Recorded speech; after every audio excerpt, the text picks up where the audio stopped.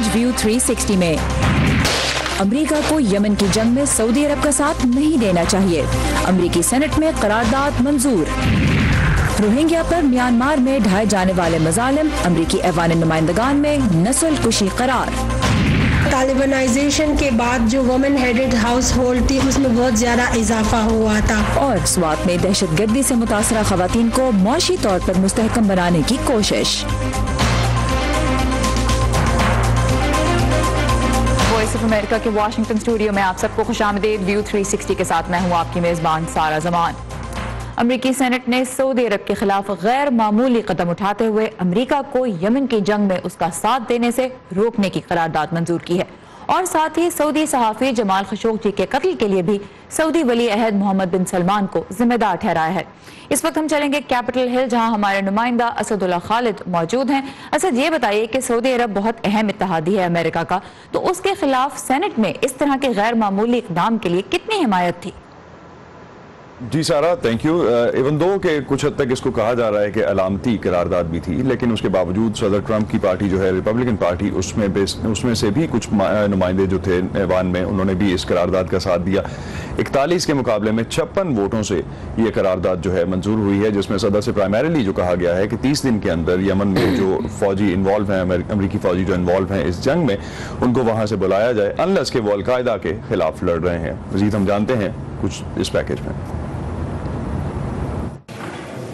امریکی سینٹ نے گزشتہ روز مشرق وسطی میں امریکہ کے پرانے اور قریب ترین اتحادیوں میں سے ایک کے خلاف 2 تاریخی قراردادیں منظور کی ہیں۔ ان میں سے ایک قرارداد کا مقصد یمن میں موت اور تکلیف پر امریکی عوامی نمائندوں کی برہمی کا اظہار کرنا تھا۔ سعودی فوج کسی بھی پیمانے کے مطابق جنگی جرائم کی مرتکب ہوئی ہے، اور ہم نے بہت دیر کر دی ہے یہ کہنے میں کہ اب بس۔ ایک دوسری قرارداد کے ذریعے سعودی ولی عہد محمد بن سلمان کو 2 ماہ پہلے ترکی میں سعودی قونصل خانے میں ہونے والے صحافی خشوگی کے قتل کا بھی ذمہ دار ٹھہرایا گیا ہے۔ اگر آپ ولی عہد کو تھوڑا سا بھی جانتے ہیں تو آپ کو اندازہ ہوگا کہ ایسا ممکن نہیں کہ ان کے قریبی 17 افراد جہاز پر بیٹھ کر ایک دوسرے ملک پہنچیں، ایک آدمی کا سر کاٹ کر اس کی لاش کو ٹھکانے لگا کر واپس آ جائیں اور ولی عہد کو پتہ بھی نہ ہو۔ ٹرمپ انتظامیہ خشوگی کے قتل کی ذمہ داری کے بارے میں متضاد اشارے دے چکی ہے۔ سعودی حکومت نے اس قتل کا ذمہ دار جرائم پیشہ ایجنٹس کو ٹھہرایا تھا۔ وائٹ ہاؤس سعودی امریکہ دفاعی تعلقات میں کسی قسم کا خلل پیدا کر سکنے والے اقدامات کی سختی سے مخالفت کر چکا ہے، اور کچھ امریکی سینیٹرز وائٹ ہاؤس کی رائے سے متفق نظر آئے۔ یہ بہت گندی خانہ جنگی ہے، لیکن اگر ہم یہ تاثر دینے کی کوشش کریں کہ ہمارے اس سے لا تعلق ہو جانے سے عام شہریوں کی جانیں بچ جائیں گی تو یہ غلط خیال ہے۔ اگر آپ حوثی ہوتے اور اخبار میں یہ پڑھتے کہ امریکی سینٹ نے امریکہ کی سعودی عرب کی فوجی امداد کے خلاف ووٹ دیا ہے، تو آپ جانتے ہیں وہ اس کا کیا مطلب لیں گے کہ ہمیں امن معاہدے کی ضرورت نہیں، ہم اس جنگ کو جیت سکتے ہیں۔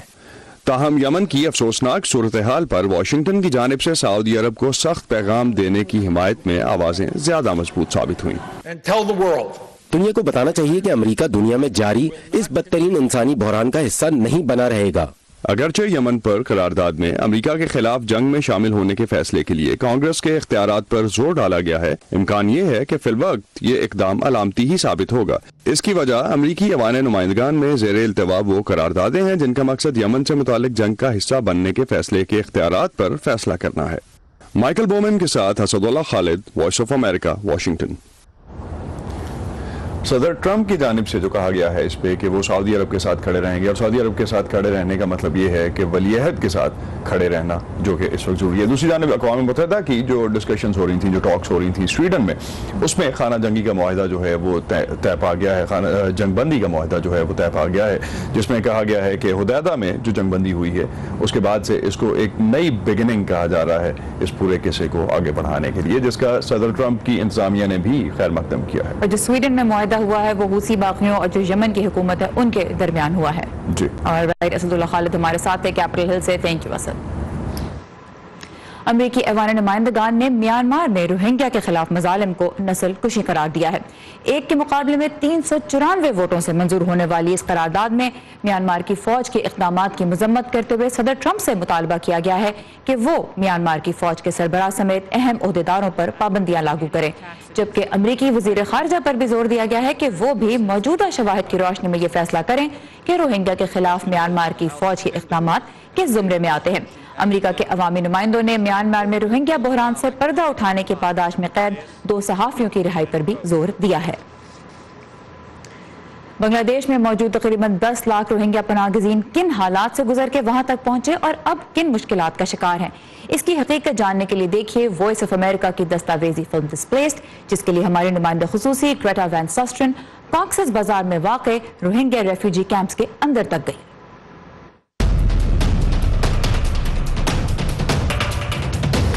It's the unthinkable. Nearly 1 million Rohingya refugees have been driven out of their homes and villages in Myanmar into neighboring Bangladesh. It is by far one of the world's largest humanitarian crises today.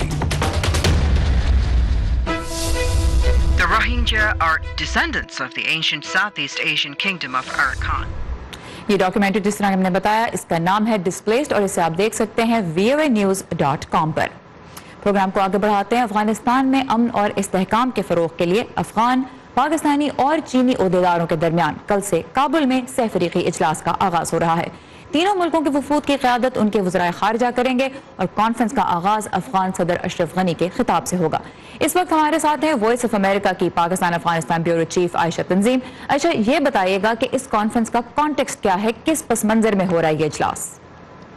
جی سارا، یہ اپنی نوعیت کا دوسرا اجلاس ہوگا. اس سے تقریباً 1 سال قبل دسمبر 2017 میں پہلی میٹنگ ہوئی تھی جس میں تینوں ممالک کے وزراء خارجہ شریک ہوئے تھے. اس وقت پاکستان کے وزیر خارجہ آصف تھے. اور اس کا کانٹیکسٹ یہ تھا کہ پچھلے چند سالوں میں چائنا جو ہے اس نے افغانستان میں اور خاص طور پہ افغانستان کے ریکنسٹرکشن، پیس اور ریکنسیلیشن کا جو عمل ہے اس میں اپنی انوالومنٹ بڑھائی ہے. اور جو ہے اس کی 2 وجوہات ہیں. ایک تو یہ کہ یہاں سی پیک جب سے بنا ہے تب سے ریجنل انٹیگریشن میں چائنا کا انٹرسٹ بہت زیادہ بڑھ گیا ہے. اور دوسری وجہ یہ کہ افغانستان کے حالات میں بھی چائنا کو کچھ کنسرنز تھے خاص طور پہ سیکیورٹی کے حوالے سے. تو اب جو یہ کل کا اجلاس ہے اس میں ہمیں جو افغان فارن منسٹری میں ایک سورس نے بتایا ہے کہ اس میں 3 چیزوں پہ بات ہوگی. پہلی تو وہی کہ افغانستان میں دہشت گردی کیسے کم کی جائے اور امن کے عمل کو کیسے آگے بڑھایا جائے. دوسری جو بات ہوگی وہ یہ کہ پاکستان اور افغانستان کے درمیان جو ٹینشنز ہیں ان کو کیسے کم کیا جائے. اور تیسرا، تینوں ملک یعنی چائنا، پاکستان اور افغانستان کے درمیان اکنامک کوآپریشن یا معاشی جو تعاون ہے اس کو کیسے بڑھایا جائے. یہ بھی کہا ہے ہمیں ہمارے افغان سورس نے کہ اس بات کا امکان ہے کہ پاکستان اور افغانستان کوآپریشن کے لیے ایک MOU پہ بھی ہفتے کو سائن کر لے. تو یہ اس امکان پہ بھی ہم نظر رکھے ہوئے ہیں. اور بہرحال چائنا جو ہے وہ یہ کوشش ہم نے دیکھا کہ مختلف لیولز پہ پچھلے کم از کم 2-3 سالوں سے یہ ضرور کر رہا ہے کہ افغانستان اور پاکستان کے درمیان ٹینشن کم ہو اور طالبان کے ساتھ جو مذاکرات ہیں انہیں بھی آگے بڑھایا جا سکے. آلرائٹ، عائشہ تنظیم ہمارے ساتھ تھی اسلام آباد سے. تھینک یو عائشہ. اور جیسے عائشہ نے بھی ذکر کیا، افغانستان میں چین کے کردار کے کچھ اہم پہلو ہیں. چین کی انفراسٹرکچر کے منصوبوں اور خاص طور پہ کان کنی میں خاص دلچسپی ہے. کچھ اندازوں کے مطابق تو اس وقت چین ہی سب سے بڑا غیر ملکی سرمایہ کار ہے افغانستان میں. اپنے 1 بیلٹ 1 روڈ منصوبے میں بھی وہ افغانستان کو شامل کرنا چاہتا ہے. اور پچھلے سال ستمبر میں بدخشاں صوبے میں ترقیاتی منصوبوں کے لیے بھی اس نے $9 کروڑ کے قریب دیے. اور یہ وہ صوبہ ہے جہاں پہ ایک فوجی اڈا بھی چین کی مدد سے ہی تعمیر کیا جا رہا ہے. تو چین کی جو شمولیت ہے پاک افغان خطے کے جو تعلقات ہیں ان میں، اسی کے بارے میں ہم مزید بات کریں گے اس وقت پاک افغان امور کے سینئر تجزیہ کار جہانگیر خٹک سے جو نیو یارک سے ہمارے ساتھ ہیں. جہانگیر صاحب، ویلکم ٹو ویو 360. چائنا کی انوالومنٹ کی جو بیک گراؤنڈ ہے وہ تو ہم نے بتائی. یہ بتائیے ذرا تھوڑا سا کہ اس وقت زلمے خلیل زاد بھی خطے کے دورے پہ ہیں اور یہاں چین کے ساتھ ایک الگ اجلاس ہو رہا ہے. تو کیا اس سے ظاہر ہوتا ہے واشنگٹن کتنا اس کو سیریسلی لے رہا ہے اس وقت؟ دیکھیے میرا خیال ہے کہ واشنگٹن کو عموماً اس پر کوئی زیادہ اعتراض ہوگا نہیں، کیوں اس کی وجہ یہ ہے کہ امریکہ بھی یہی چاہتا ہے کہ جو افغانستان ہے اس میں امن آئے، اور وہاں پر جو مذاکرات کی کوششیں جاری ہیں، زلمہ خلیلزاد جس طرح آپ نے ذکر کیا وہ بھی اس خطے میں ہے اس وقت، اور بات چیت ہو رہی ہے، کوشش یہی ہے کہ اس کو کامیاب کیا جا سکے، اور اس خطے میں کوئی کردار ادا کر سکتا ہے۔ وہ پاکستان سے تو صدر ٹرمپ نے خود درخواست کی ہے کہ وہ اپنا کردار ادا کرے۔ چین وہ ملک ہے جو پاکستان اور افغانستان کے درمیان گزشتہ کچھ عرصے سے کافی بڑا برج کا کردار بھی ادا کرتا رہا ہے۔ جب بھی پاکستان اور افغانستان کے درمیان ٹینشنز بڑھتی ہیں تو چین ہی درمیان میں آتا ہے، اور یہ جو ٹرائلیٹرل میٹنگ ہے یہ اسی عمل کا حصہ ہے کہ جس میں چین کوشش کر رہا ہے کہ پاکستان اور افغانستان کے درمیان جو تلخیاں ہیں وہ کم کی جائیں تاکہ وہ راہ ہموار کی جا سکے۔ خٹک صاحب کہ جس طرح سے ہم نے بات کی، عائشہ تنظیم نے بھی ذکر کیا، آپ نے بھی کہا کہ دونوں ملکوں کے درمیان، پاکستان اور افغانستان کے درمیان تعلقات کو بہتر کرنے میں بھی چین کا ہاتھ ہے، کرائسس ہاٹ لائنز وغیرہ ڈیولپ کرنے کی بات کی جا رہی ہے۔ چونکہ دونوں ملکوں کے ساتھ اچھے تعلقات ہیں اور خاص طور پہ آن ٹاپ آف دیٹ سرمایہ کاری دونوں ملکوں میں چین کر رہا ہے، تو کیا امریکہ سے زیادہ مؤثر بروکر بن سکتا ہے چین؟ میرا نہیں خیال کہ امریکہ سے زیادہ مؤثر بن سکتا ہے۔ اس کی وجہ یہ ہے کہ چین کا فٹ پرنٹ اتنا گہرا نہیں ہے افغانستان میں، امریکہ کا فٹ پرنٹ بہت گہرا ہے۔ امریکہ اگر آج بھی یہ اعلان کرتا ہے کہ وہ وہاں سے نکل رہا ہے بغیر کسی تصفیے کے، تو وہ ملک بہت زیادہ ڈیسٹیبلائز ہو جائے گا، جس کا مطلب یہ ہے کہ چائنا چاہے بھی تو وہ کردار نہیں ادا کر سکتا۔ ہاں یہ ضرور ہے کہ چائنا نے ہمیشہ سے لو پروفائل رکھی ہے افغانستان کے حوالے سے، جتنا عرصہ جنگ ہوئی ہے افغانستان کی میں انہوں نے اپنا کردار تھوڑا لو پروفائل رکھا، لیکن جس طرح آپ نے ذکر کیا کہ ان کا فوکس زیادہ انویسٹمنٹ اور انفراسٹرکچر پر رہا ہے۔ لیکن دیکھیے گزشتہ کچھ عرصے میں ہم نے دیکھا ہے، اسپیشلی جب سے امریکہ نے اعلان کیا ہے، اور کچھ ایسے واشنگٹن سے سگنلز آ رہے ہیں کہ شاید امریکہ بڑی جلدی میں ہے کہ افغانستان میں کوئی سیٹلمنٹ ہو اور وہ وہاں سے نکلیں، اگرچہ مکمل طور پہ امریکہ کبھی بھی افغانستان سے نہیں نکلے گا۔ تو چائنیز اور رشینز کو آپ دیکھیں اچانک وہ ایکٹیو ہو گئے، کیونکہ ان کو کچھ سپیس نظر آئی ہے کہ شاید امریکہ جلدی میں ہے، اور یہی موقع ہے کہ ہم یہاں پر جو اپنا علاقائی اثر رسوخ ہے اس کو مزید بڑھائیں، کیونکہ افغانستان ایک ایسا ملک ہے جس کی کنیکٹیوٹی پورے اس خطے سے بنتی ہے، اور اس کی وجہ سے چین کے پہلے ہی وہاں پر جیسے آپ نے ذکر کیا کہ کاپر کی افغانستان کی سب سے بڑی مائن کے جو ٹھیکہ ہے وہ چائنیز کمپنی کے پاس ہے، گرچہ آج تک اس پر عمل نہیں ہو سکا سیکیورٹی کی وجہ سے کہ سیکیورٹی انوائرمنٹ ٹھیک نہیں ہے، لیکن افغانستان ایک بڑا سینٹرل رول پلے کر رہا ہے، اور اسی لیے وہاں پر مفادات کا کنورجنس ہے۔ تو میرا نہیں خیال کہ امریکہ کو اس پر اعتراض ہوگا۔ ہاں البتہ یہ ضرور ہوگا کہ شاید چائنیز کا ایک بہت بڑا اگر ان کا رول ہو تو اس کے اوپر امریکہ کو اعتراض ہوگا، جو مجھے کوئی بہت بڑا رول نظر نہیں آ رہا۔ ضرور ان کا ایک امپورٹنٹ رول ضرور ہے۔ All right, thank you very much. Jahangir Khattak ہمارے ساتھ تھے نیو یارک سے، اور ہفتے سے جاری ہونے والے اجلاس میں جو پیش رفت ہوں گی اس کے بارے ہم آپ کو اپنے ناظرین کو اپڈیٹ کرتے رہیں گے ہماری ویب سائٹ اور ہمارے ریڈیو پروگرامز کے ذریعے۔ پاکستان کے لیے سابق امریکی سفیر رچرڈ اولسن کے ساتھ ایک خصوصی فیس بک لائیو انٹرویو ہم آپ کے لیے لے کر آ رہے ہیں اب سے کچھ ہی دیر بعد، آج رات 8:30 بجے، جس کے میزبان ہوں گے امان اظہر۔ فیس بک لائیو میں آپ بھی اپنے سوالوں کے ساتھ شرکت کر سکتے ہیں۔ تازہ ترین خبروں، دلچسپ ویڈیوز اور اہم انٹرویوز کے لیے بھی لاگ آن کیجیے ہمارے فیس بک پیج پر، پتہ ہے facebook.com/VOA اردو۔ سوات میں وہ دور گزرے، زیادہ عرصہ نہیں ہوا جب عام شہری طالبان کے خوف میں زندگی گزار رہے تھے۔ آج اگرچہ حالات بدل چکے ہیں، طالبان دور کے اثرات اب بھی بہت سے گھروں میں نظر آتے ہیں، جہاں شدت پسندی نے خواتین کو بیوہ اور بچوں کو یتیم کر دیا۔ خواتین معاشرتی روایت کے مطابق زندگی گزارتے ہوئے اپنے خاندان کی خود کفالت کر سکیں، اس کے لیے مختلف تنظیمیں ان کی تربیت کر رہی ہیں۔ اس کے کیسے نتائج سامنے آ رہے ہیں یہ بتا رہے ہیں آج سوات سے ہمارے ساتھی محمد اشرف۔ وادی سوات میں آج خواہ امن ہے۔ بہت سے خاندان جن کی کفیل ماضی میں دہشت گردی کی نظر ہو گئے اب بھی اپنی زندگی کے ٹکڑے سمیٹ رہے ہیں۔ ان میں ایک بڑی تعداد ان خواتین کی ہے جو اپنی شوہر کی اچانک موت کے بعد اپنے بچوں کی تنہا ذمہ داری اٹھانے پر مجبور ہو گئی۔ بدرالنساء ایسی ہی ایک ماں ہے۔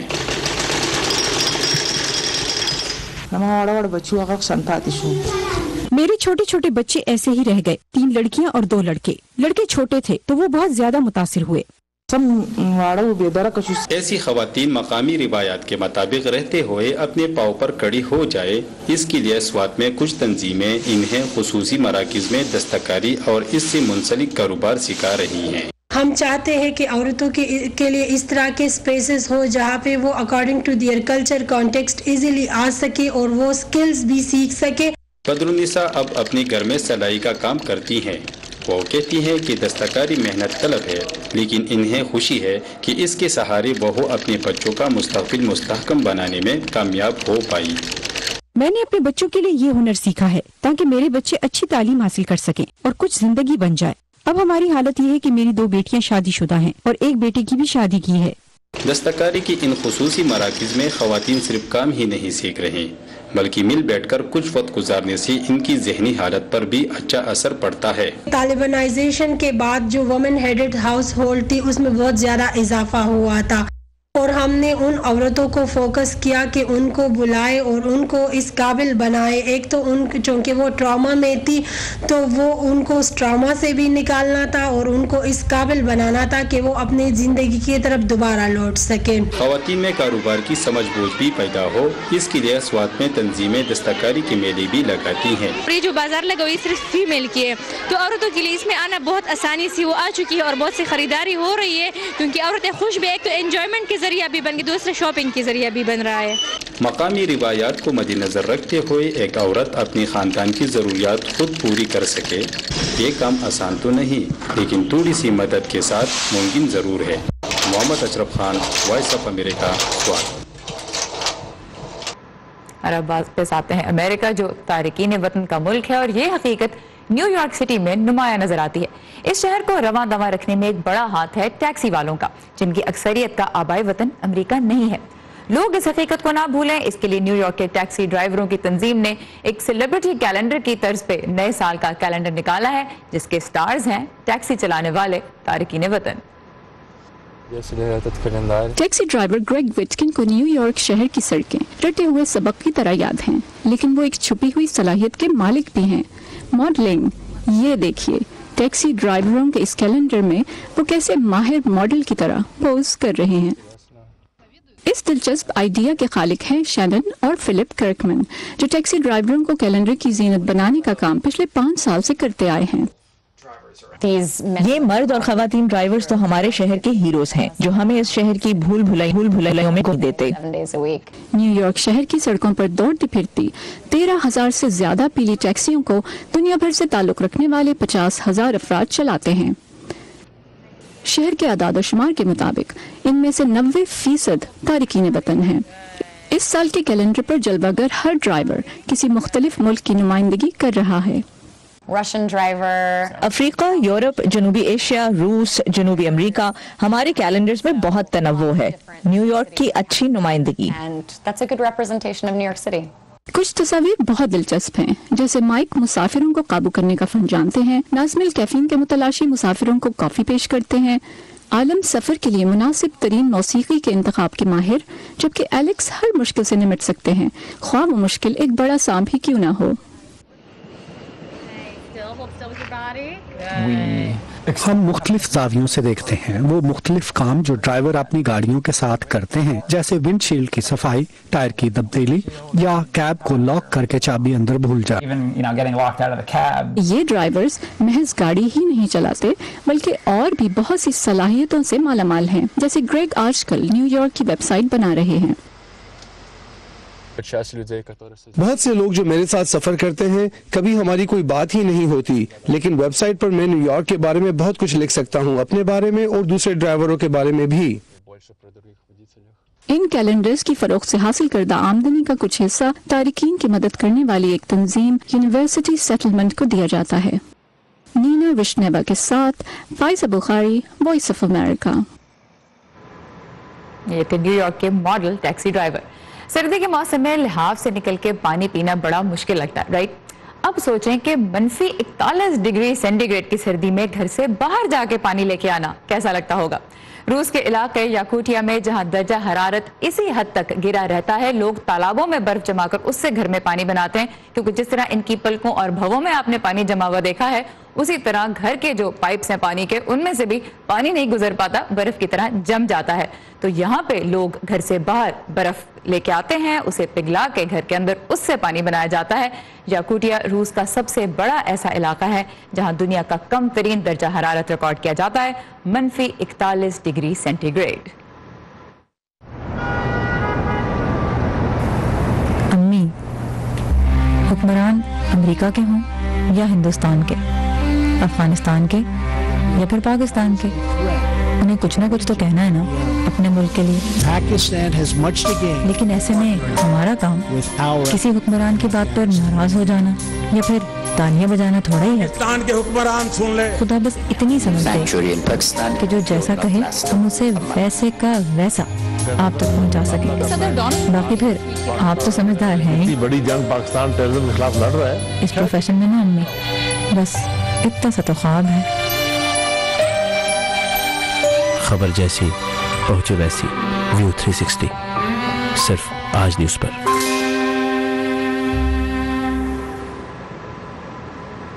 کون سی سیلیبریٹی کو اس سال امریکہ میں انٹرنیٹ پہ سب سے زیادہ سرچ کیا گیا، یہ اور کچھ اور جانتے ہیں اس ہفتے کی ہالی ووڈ ہائی لائٹس میں ورتا خلیل سے۔ کیجیے facebook.com/VOA اردو کے پیج پر۔ سارا زمان کو اجازت دیجیے۔ Have a nice weekend. خدا حافظ۔